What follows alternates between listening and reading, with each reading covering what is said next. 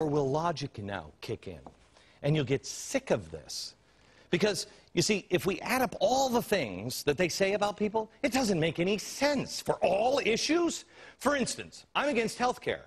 But not health care reform, but this health care, because it's big, bloated government. All of the perks are going to the SEIU and special interests. It destroys the free market system. When you give back in Washington the $60 billion lost in Medicare and Medicaid fraud every year, why don't you then give me a call? Call me. Oh, you're not good at that. Send me a carrier pigeon. Get back to me, and then you can ask for another program. I'm against cap and trade. Not because I hate the earth, but because it's been shown in Europe not to work.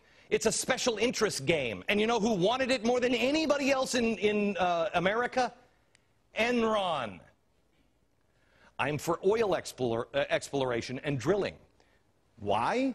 Because at no time in the history of the planet has anyone, any society, any country ever lasted as a society by cutting off their own energy supply. How do you expect to grow the economy and provide opportunity for prosperity with your people not having energy?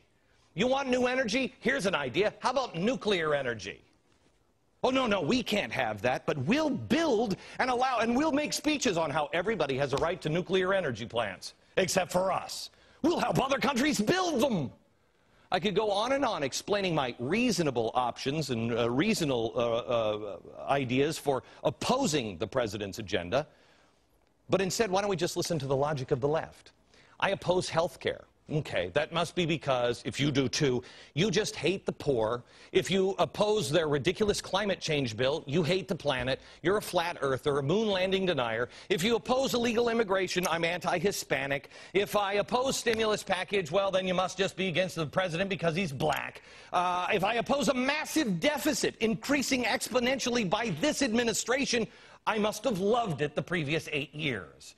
If I support the troops, I'm a warmonger. If I attend a Tea Party, well, I'm just crazy. If I'm in favor of traditional marriage, well, what are you, some sort of homophobe? If you oppose abortion, you're against women. If you oppose the fairness doctrine, you hate diversity. If I oppose strong-arm unions, I'm against the workers. So if you take all of their arguments, one by one, all of the things you just put up on the board, you add them all together, it would be safe to assume that according to these inclusive, diversive progressives, well, you are just a crazy, poor person, hating, flat earth believing, moonwalk denying, deficit loving, homophobic, xenophobe who is homogenous, women hating racist that just loathes hardworking blue collar Americans. Oh my gosh! Oh, and did I mention you're also a warmongering, jingoistic fatso that hates children's puppies, and you also spit on trees, and you shoot gerbils from time to time just for sports. We should take away your gun.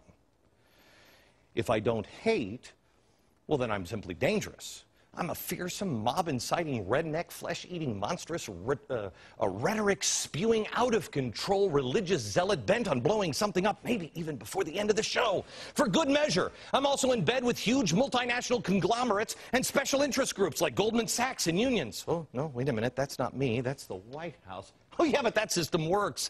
See what I mean? If you've ever watched a single one of my shows, but let's not get logic in the way of any kind of facts on how I could be that, and they're not. Let's just get back to the White House. Now, which is more reasonable? That I am all of those things? Or does it seem more reasonable that a person who disagrees with things can actually take these issues issue by issue? Doesn't it seem reasonable to say that the politics of the past is in being engaged by those who judge things based on party or by group? And moving forward, we're starting to see more of, well, I don't know, individuals who look at each issue differently. And they don't base their opinions on political affiliation, union membership, or right versus left, but instead wrong versus right. You see, they have to shout you down. They have to do it every single time on every argument. They have to say you're a bigot, or that your only concern is profit, because you're a greedy hateophobe or whatever, because they have no logical argument. Because if they had any logical argument, come here. And I'm not just talking about the Democrats, I'm talking about the Republicans as well. If they had any kind of argument, we would not have this. This is the international debt clock. No logic ever gets you here.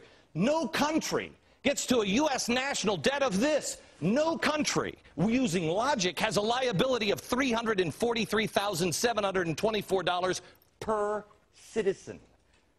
How did you get there?